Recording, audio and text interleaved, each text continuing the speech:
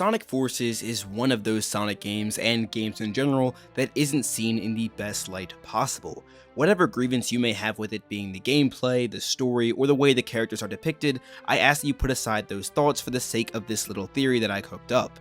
You see, because while I believe all of your opinions are very important, this is a theory video, not one that will be going into the grave detail of what made Forces what it was. So with that small introduction aside, let's get into my theory here.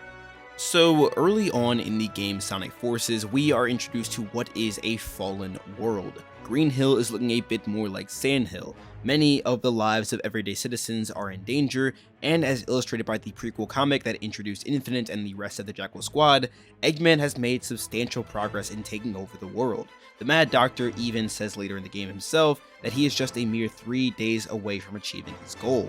But before we can get to that particular moment, we need to talk about one of the first cutscenes of the game, which features the iconic Blue Hedgehog losing to the likes of the Eggman Empire. Defeated in battle by Infinite and the Phantom Ruby fakes of Shadow, Zavok, Metal Sonic, and Chaos, Sonic was taken to the Death Egg where he was tortured and held hostage for the past 6 months. But this was a fact unknown to Sonic's friends and the rest of the world during that time. Everyone believed that Sonic was gone for good, aside from the rather optimistic Amy Rose. Dr. Eggman's reasoning behind keeping Sonic alive was to show him the completion of his plan. Eggman desired to show Sonic the results of his success, and further torturing the Hedgehog in allowing him to see that he has failed and all of his friends have been defeated. After gloating, Eggman's plan was to banish him into space, which in theory would kill him. But what if Eggman had decided to kill Sonic right from the very beginning? What if Eggman and Infinite got rid of Sonic immediately after his downfall in Park Avenue? Well, I have a theory.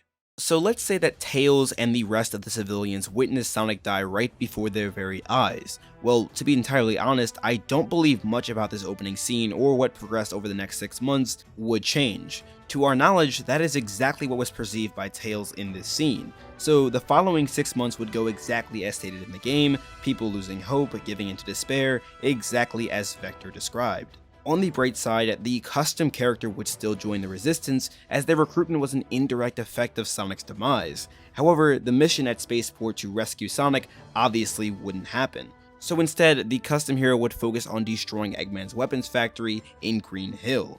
This plan would likely take much longer than the game depicts, since Sonic basically led the charge inside the base, and they got in very quickly as a result of the double boost, which we know the custom character can't do without Sonic being there.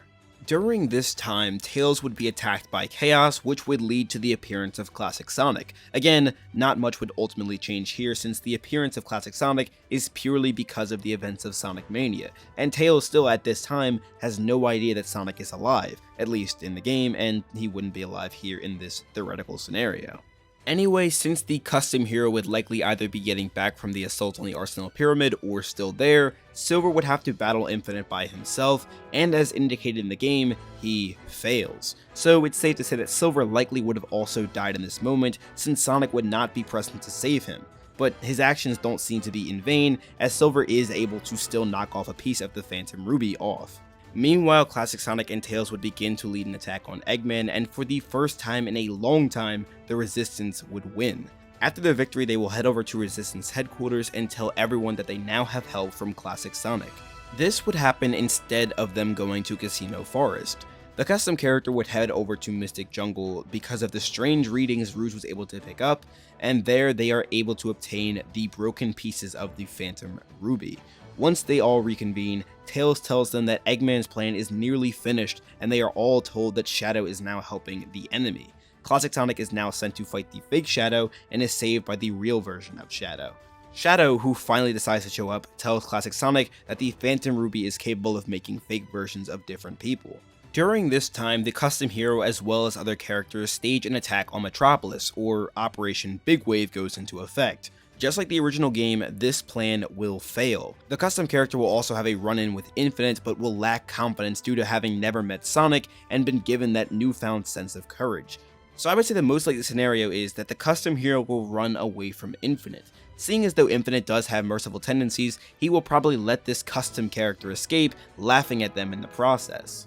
The worst thing that happens here is that the custom hero is unable to witness the power of the Phantom Ruby piece that they collected earlier. After the failed operation, Tails and Classic Sonic go to Eggman's base to locate the files of the Phantom Ruby to try to understand its powers. While this is all happening, a fake Metal Sonic is spotted at Red Gate Bridge. The character who goes to stop it is none other than Shadow the Hedgehog. After decimating the fake Metal Sonic, Shadow heads back to Resistance HQ, where he and everyone else is informed that Tails figures out a way to stop the Phantom Ruby, and it requires blowing up the Death Egg. The custom hero goes to Green Hill and executes this distraction, since this is a plan that Eggman would never anticipate. Mind you, this character has courage to face problems such as these on their own. However, in the face of a big, powerful leader such as Infinite, fear begins to arise. Shadow goes to the chemical plant to shut off the Death Egg's weapon system, and Classic Sonic goes to the Death Egg and completely blows it up. At this current point in time, everything seems to go as planned, just like the games, except Sonic's role has been replaced by Shadow. However, unlike Sonic, Shadow and the custom hero have not formed a relationship outside of merely being allies. That said, Shadow goes to Metropolis to face off against Eggman, but is also greeted by Infinite. In the game, it would be around this time that Infinite would send Sonic to null space. But considering the fact that this is the first time Infinite has seen Shadow since their first encounter back in episode Shadow, this fight is a bit more personal to him. Infinite would rather eradicate Shadow himself. The two of them begin to fight, and this battle goes on for a while, with Shadow claiming victory, and this fight actually is both Eggman and Infinite distracted from their surroundings, with Metropolis being destroyed behind them. The two of them manage to pull off a tactical retreat, but Infinite is worn out from the battle against Shadow. Now, the fight also wasn't easy for Shadow, considering the fact that Infinite was much stronger than he was before with the power of the Phantom Ruby, but he also has been through a lot worse, and with that in mind, Shadow managed to win the battle because unlike Infinite, he was able to keep his composure. Shadow is known to keep his cool in situations like these, so he fights with a more level head, which allows him to overcome the wrath of Infinite. This now brings us to the Imperial Tower at Eggman's fortress. This fight will also play out a bit differently, seeing as how Infinite has been badly beaten by Shadow. He is unable to be on the front lines, but instead is using that time to heal, so Eggman will have to unveil his trump card early, the Death Egg Robot. It's with this machine and the power of the Phantom Ruby that he intends to summon the sun to crush the Resistance. This will ultimately cause a huge problem that dates back to the events of Operation Big Wave, where the custom hero ran away from Infinite. In this instance, the Phantom Ruby prototype has never been activated by the courageous efforts of the custom hero, so it cannot be used, which would mean one of two things will happen. Eggman will win, or Shadow and everyone else will have to beat Eggman before the sun crashes down on them, all in hopes that they can reverse what Eggman has done. Assuming Eggman's Death Egg Robot attacks the same way that it did in the initial final boss battle, Shadow, Classic Sonic, and the custom hero will have to lead the charge. They will enter null space for the very first time. This will not only be the first time these three have worked together as a trio, but Shadow and the custom hero have never actually done a double boost before, so not only is there no way for them to escape null space if they prevail, but they also won't be able to perform a triple boost to defeat the Beast. Of course, Shadow may be able to escape if he takes off his inhibitor rings like he did in Sonic 06, but what about Classic Sonic and the custom hero? What would become of them? Either way, using that logic, if Sonic died in Sonic Forces, the Resistance would likely crumble, or at the very least, suffer from major casualties. Now, that's not to say that Shadow couldn't handle it, because in all honesty, I believe he is the MVP of this entire game in this theoretical scenario, but the custom hero's relationship with Sonic in this game is ultimately what causes the Resistance to prevail.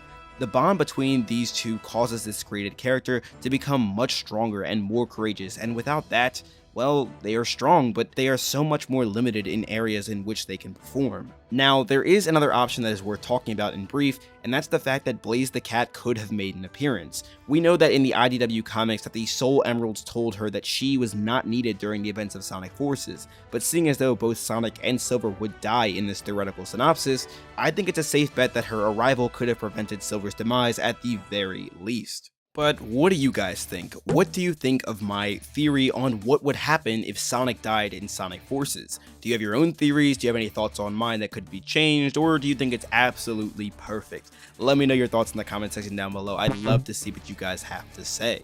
Also, while you're at it, don't forget to leave a like and subscribe on the video if you enjoyed it, and turn on the post notifications bell, that way you never miss an upload from me. You do not want to miss what I have to say. Anyway, now is a good time as I need to shout out some of my legendary channel members. Thank you all so very much for supporting me and my channel and creating the best possible content that I can create. You guys are truly the best. I cannot do any of this without you, and I praise the Lord every single day for y'all amazing people. If you're interested in becoming a member of my channel, there will be a link in the description down below. But if you want to support me through other means, you should check out my merch store. I have tons of Sonicsta swag, whether it be hoodies, t-shirts, hats, you name it, I got it. And if you like my channel, you should definitely rep the swag. There will also be a link in the description down below for that as well. But anyway, thank you all again so much for watching. This is Sonicsta signing out. Have a super blessed day, y'all.